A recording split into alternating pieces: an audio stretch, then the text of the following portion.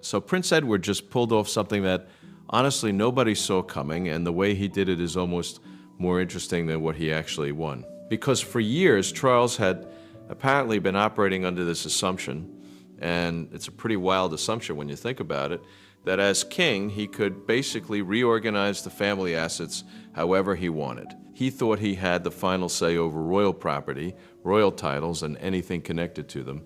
And on March 25th, 2026, he found out in writing that he absolutely does not. What makes this whole situation so fascinating is that Edward didn't just win a fight. He exposed a fundamental misunderstanding at the top of the monarchy about what a king can and cannot do. And he did it by being the one person in the family who apparently kept every single receipt. So here's where it starts. Queen Elizabeth II, before she died in September 2022, made a series of decisions that were extremely deliberate. She had watched the family change. She had watched pressure build around money and titles and control, and she knew exactly what she wanted locked in before she was gone. The Dukedom of Edinburgh was going to Prince Edward. That was not up for debate. That title had defined Prince Philip for more than 70 years. It was his entire life's role, and Elizabeth made sure it would pass to the one son who stayed steady, stayed out of scandal, and never brought harm to the monarchy. That promise was fulfilled in April 2023 when King Charles III officially handed Edward the title. And if the story stopped there, everything would be fine. But it doesn't stop there because the title was only half of what Edward inherited. The other half was Bagshot Park, and this is where the whole thing gets complicated in a way that actually matters. Bagshot Park is not just a house. It's a 120-room Tudor Gothic mansion sitting on 51 acres inside Windsor Great Park. It's the seat of the dukedom. And in her final years, Elizabeth signed a letter of intent that tied that estate directly to the Edinburgh title. That letter was witnessed by Prince Philip as he was dying. He knew exactly why it mattered. He knew that without it, Edward could lose everything tied to that title. So Elizabeth locked it in. The title and the estate were meant to stay together. That was her decision, clearly documented with witnesses. But after she was gone, a completely different mindset took over inside the palace. Charles had believed for years, and this is the belief that caused this entire situation, that modernization gave him the right to review everything, to cut costs, to restructure, and if necessary, to take things back.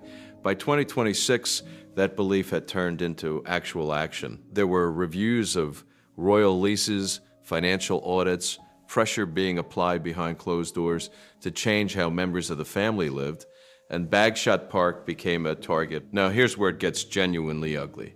Edward received the dukedom in 2023 after waiting his entire life for it. He watched his father carry that title for decades.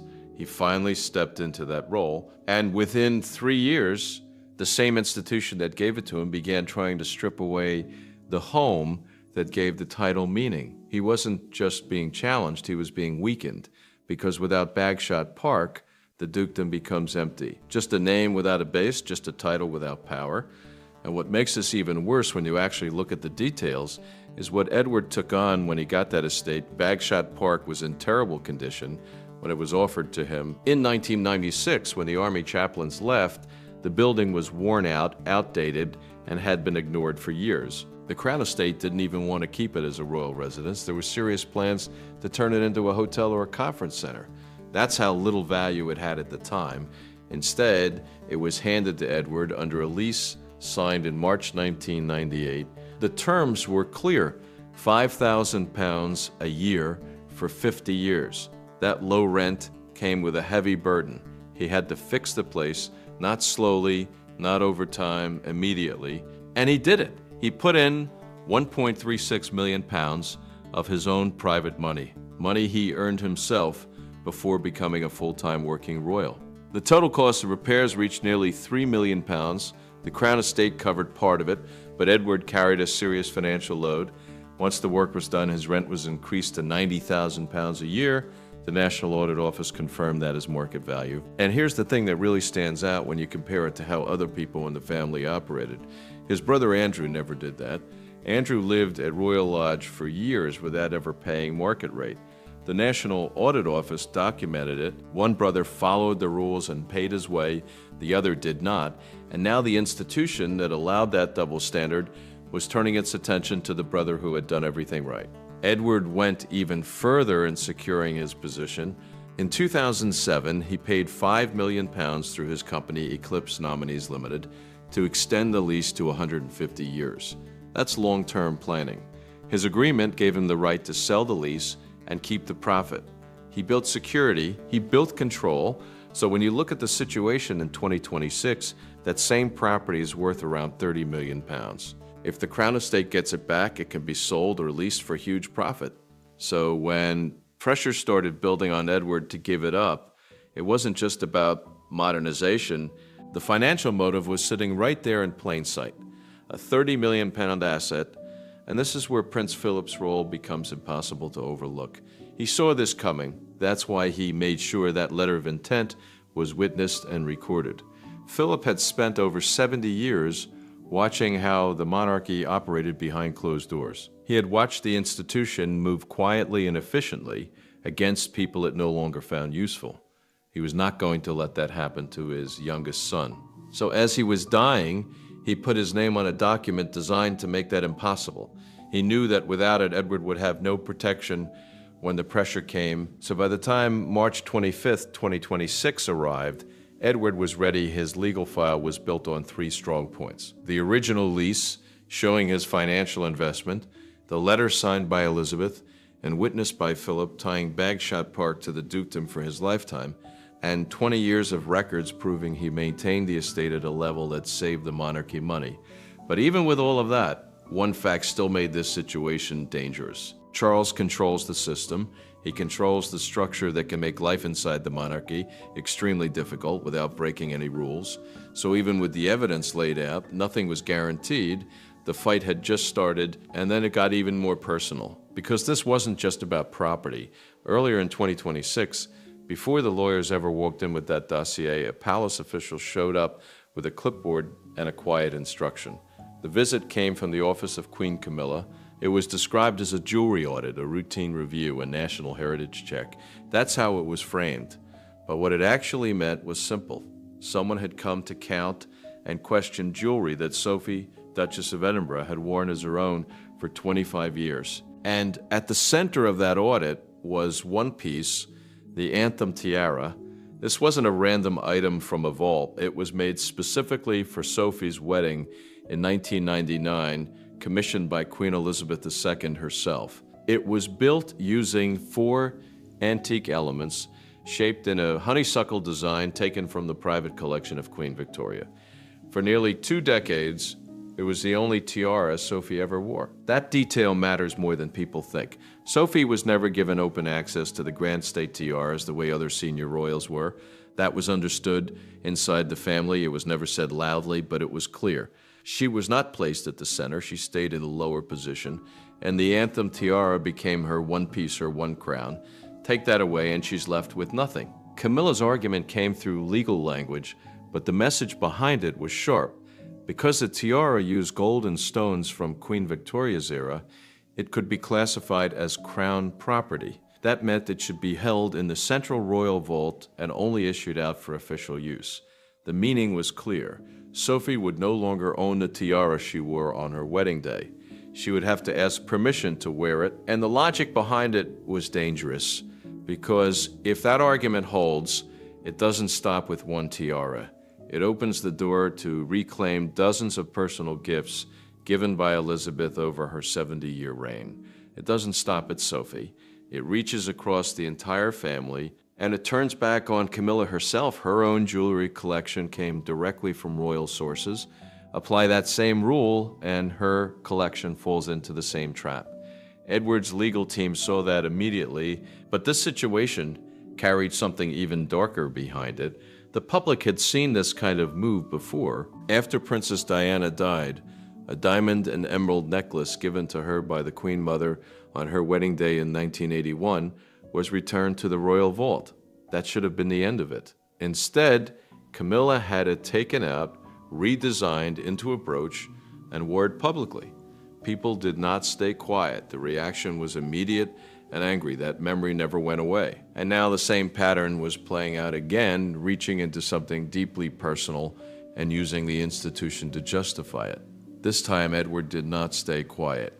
His lawyers responded with a document that shut the argument down at its root. It was a deed of gift signed by Elizabeth in 1999. It stated that the Anthem Tiara was classified as a private wedding present, not a state loan, not a shared asset, not something held in trust. It belonged to Sophie. Elizabeth had also given Sophie the Royal Victorian Order. That's not a casual honor. It's given personally by the monarch for direct service. So look at the full picture. Elizabeth gave her that honor, gave her a wedding tiara, and then signed a legal document confirming it was hers. That's a queen making a direct statement about who she trusted. Camilla's audit was not just about jewelry. It was an attempt to push against that record. But Edward had gone further than anyone realized. Years earlier in 1999, he had worked with royal jewelers to create a matching set of black and white pearl jewelry for Sophie, a necklace and earrings designed to sit perfectly with the Anthem Tiara. The materials were funded through the crown, but Edward held the design rights. That detail changed everything. His lawyers argued that the tiara and the pearl set formed a single artistic unit tied to Edward's own design work. You cannot remove the tiara without breaking that unit, and that gives him another layer of legal protection. And behind all of this sat something deeply personal. Sophie wore that tiara on her wedding day. Then in October 2019, at a reception in Buckingham Palace, marking the work of the Queen Elizabeth Diamond Jubilee Trust, she was giving a speech in front of senior royals and guests. In the middle of that speech, she turned toward Queen Elizabeth II and said, "Mama, it was not planned. It slipped out in a room where every word is usually carefully controlled." And it showed exactly how she saw her. The woman who signed that deed was the woman she called her mother, and now another woman was trying to take that away. By the afternoon of March 25th, 2026, the situation reached a breaking point. Edward's legal team delivered a direct warning. If the claim on the tiara was not dropped by the end of the day, they would release private letters written by Elizabeth, letters that clearly stated her wish for Sophie to keep full ownership of her personal jewelry. And according to those close to the situation, those letters did not stop there. They included words about Camilla. That threat was explosive because releasing those letters would do more than defend Sophie. It would drag the past back into the open. Elizabeth's long, cold distance toward Camilla, the years it took before she accepted her, the tension that never fully disappeared. Charles had spent years rebuilding Camilla's image, turning her from a deeply unpopular figure into queen consort. Those letters could destroy that work in a single day. This was no longer about a tiara. It was about control, reputation, legacy. By the evening of March 25th, the Anthem Tiara still remained in Sophie's possession, exactly as it was given to her. But after the audit and the legal pressure, Edward made his move. He had the tiara secured in a high-security private safe under the direct control of his own security team. No one was going to quietly take it, review it, or reclassify it without a fight. Edward had drawn his line, the legal warnings had been delivered, the palace had been pushed into a corner. But pressure on paper was never going to be enough to finish this. What came next was not legal. It was personal, and it was about to walk through the door in the form of Princess Anne. By the afternoon of March 25th, the fight moved out of offices and into a private room inside Buckingham Palace. And when Princess Anne walked in, everything shifted. There was no small talk, no polite opening, no effort to soften what was about to be said. She went straight to the point. But to understand why that moment carried so much weight, you have to look at what changed in the years before it. Anne and Sophie were not always close. As recently as 2021, it was clear to anyone watching that Anne kept her distance. She's always been like that. She doesn't fake warmth. If she doesn't feel it, she doesn't show it. Then April 2021 happened. Prince Philip died. That loss changed the structure inside the family. Both Anne and Sophie stepped forward to support Queen Elizabeth II in her final year. They began seeing each other almost every day, and over time, that distance between them disappeared. By the time of Elizabeth's funeral in September 2022, the change was visible. As they stood waiting for the coffin, Sophie reached out and placed a quiet hand on Anne's back. It was a small gesture, but it was real. It showed trust. That moment mattered more than people realized, because by March 2026, that quiet connection had turned into something strong, something protective, something ready to act. So when Princess Anne walked into that meeting with King Charles III, she was not there as Edward's sister. She was there to defend what their mother had already decided, and she made that clear immediately. She told Charles that if he allowed this to continue, if he allowed private gifts from their mother to be questioned, reclassified, or taken back, then the word of a monarch would mean nothing. Then she delivered the line that stopped the room. If our mother's signature on a lease or a deed of gift is not worth the paper it's written on today, then your signature will be worth even less tomorrow. Anne was attacking the foundation. A king's authority only works if people trust what he signed. That trust doesn't start with him. It comes from every monarch before him. Break that and everything weakens. She had also already reviewed the Bagshot Park documents herself. She knew exactly what Prince Edward had paid, what he had signed, and what the Crown Estate had accepted. The core of that agreement is simple. Edward holds a long-term legal lease over the property backed by his own financial investment and binding terms that give him full right to live there and control it within that lease. Anne's position was direct. Edward paid for that home. The Crown Estate took his money under those terms. That agreement stands. There's nothing left to argue. Anne didn't treat the tiara and the house as separate disputes. She made it clear they were the same fight. Both were things Queen Elizabeth II had personally given and backed by signed documents, and both were now being challenged using the same argument. Anne made the point directly: if they succeed in taking one, they open the door to take the other. And once that door is open, nothing Elizabeth signed is safe anymore. There was a sad twist to this that had to do with Sophie. Sophie, Duchess of Edinburgh, lost her mother when she was young. Over the years, Queen Elizabeth II became the closest thing she had to a mother. Anne understood exactly what that meant. She had lost her father in 2021, then her mother in 2022. She knows what it means when those connections are gone, and all that remains are the things they left behind. So when the tiara and the home were targeted, Anne didn't see paperwork. She saw something being taken from someone who had already lost enough. And there was another layer that made this even harder. Anne had seen this before. She was close to Princess Diana. She watched how Diana's position was slowly broken down. The removal of HRH, the isolation, the loss of support. She saw a woman give everything to the monarchy and then get pushed aside. Now she was watching pressure build again. Different person, same pattern. She was not going to stay quiet this time. Then she went further.